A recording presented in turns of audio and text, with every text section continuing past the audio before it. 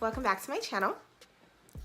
Now, judging by the title, this is a get ready with me. I will be showing you how I do my everyday French braid cornrow look. Nothing major. I probably won't be explaining too much on what I'm doing just because the look is so basic, anybody can do it. And I will be introducing a new series to my channel entitled Millennial, Where Are They Now? So basically, what inspired this was a conversation I was having with a girlfriend, and I will go more into that in the video. And I will be interviewing each week someone that I either went to high school with, I used to work with, I'm working with now, anyone in that age range, basically asking them, where are they now? What are they doing? Have they accomplished their goals? Are they where they want to be in life? And of course, before I start asking anybody those questions, I have to ask myself. So in this video, I'll be asking myself those hard questions I've probably been avoiding, where I'm at, and what I'm doing to rectify the situation. So stay tuned.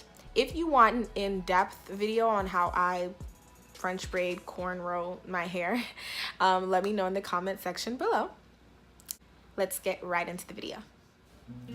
So hopping right in, my hair is already struggle parted down the middle and drenched with coconut oil. Go ahead and section this off and start with this side. So what exactly inspired this video was a conversation I was having with a girlfriend of mine, and we're planning a road trip to California for spring break.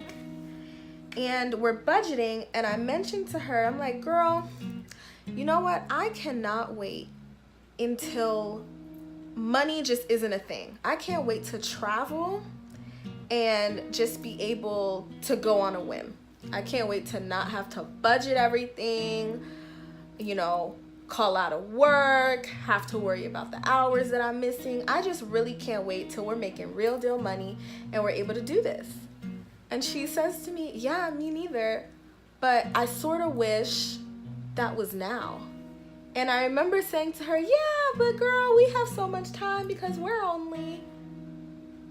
And that's when I had to stop myself, and I was like, yeah, we're only in our mid-20s, like close to our late 20s. And it got me thinking, where has the time gone? And at what age can you stop saying, when I grow up, I want to? Because we're already grown and we're already here. And I'm not gonna lie, it made me a tad bit depressed. But then I had to think about it, and I had to realize that I'm not the only one going through this. I'm not the only one going through this sort of cycle of working, trying to finish school, trying to figure out where I'm going in life, what I want to do in life, what my purpose is. And I started to think about all the other 20-somethings that are going through this, all the kids that I went to school with. Now, my 10-year high school reunion is coming up.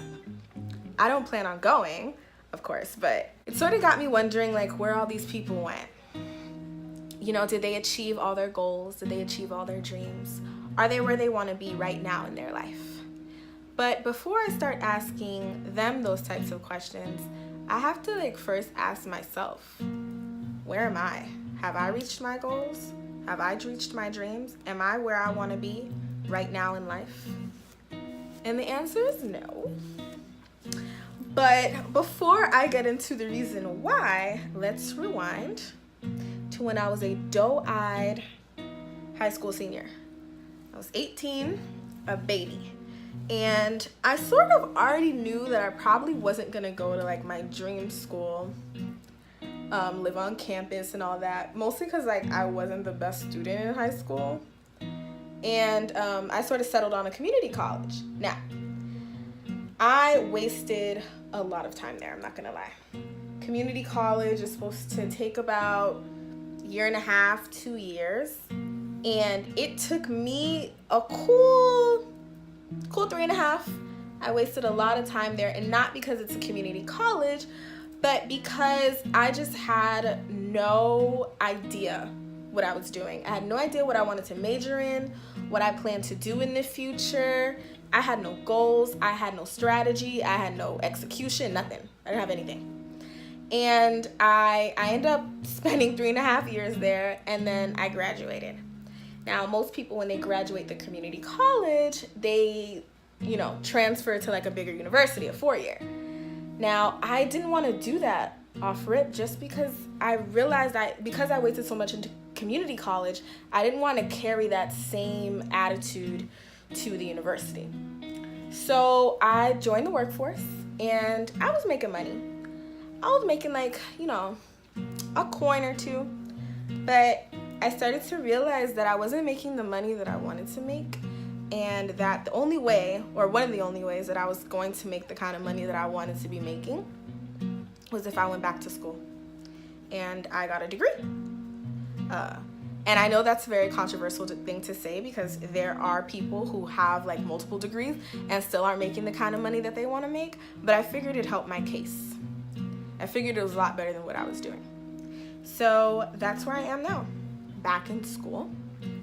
I'm currently majoring in journalism, and I'm really inspired, and I love what I'm doing. I'm also actually interning at a place that I really like, and I'm learning so much. I'm learning so much about social media. I'm learning so much about content creation, hence why I started this YouTube channel. And it took me years to figure out what I wanted to do. It took me a lot of time to figure out what it was that inspired me. And I know that happens to a lot of us. And of course, there are times where I feel a wee bit depressed. And I'm like, oh my goodness, time has gone by so fast and I'm still not where I want to be. But I also have to keep in mind that, everything happens for a reason. And I know that's easier said than lived, than experienced. And, sitting in a class next to 18-year-olds can be a little discouraging. Like, man, I wish I would have had this sense of urgency when I was 18. I wish I would have had this sense of purpose when I was 18. I wish I hadn't wasted like so many years, bullshitting, basically. Millennials get a bad rep, like we're lazy, we're entitled, we think we're owed so much, but I don't see it that way. I see it as us just trying to figure it out, trying to rectify the situation, because it's not like, the generation before us made it any easier. I was talking to a friend of mine, and we were discussing the housing market and how it's crashed and how it sucks, and it's really difficult for millennials to be able to buy a house, and of course, like those of us who can afford it, to purchase a house, it's really difficult. It's really difficult to save. All these things play a factor as to like why many of us are still in the situations that we're in. And I sort of want this series to be inspiring to those of us who are going through the struggle, because the struggle is real, who have often asked ourselves like, what am I doing? Why am I still living with my parents? Why do I barely have anything in my name?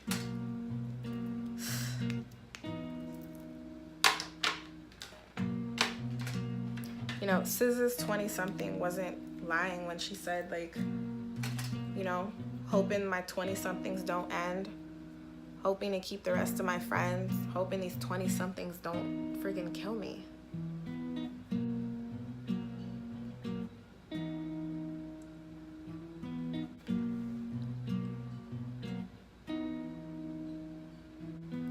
And yeah, this is my everyday French braid, fresh face, makeup, no makeup sort of look. So I want my final send-off to really just be a message of hope. We're all in the struggle together, and I really hope that through this series, it gives us all peace of mind. It inspires us to do better. It inspires us to really get ourselves out there and do the work. We're gonna look back in the next 10 years, and we're really gonna appreciate the hard work that we put towards our dreams and our goals.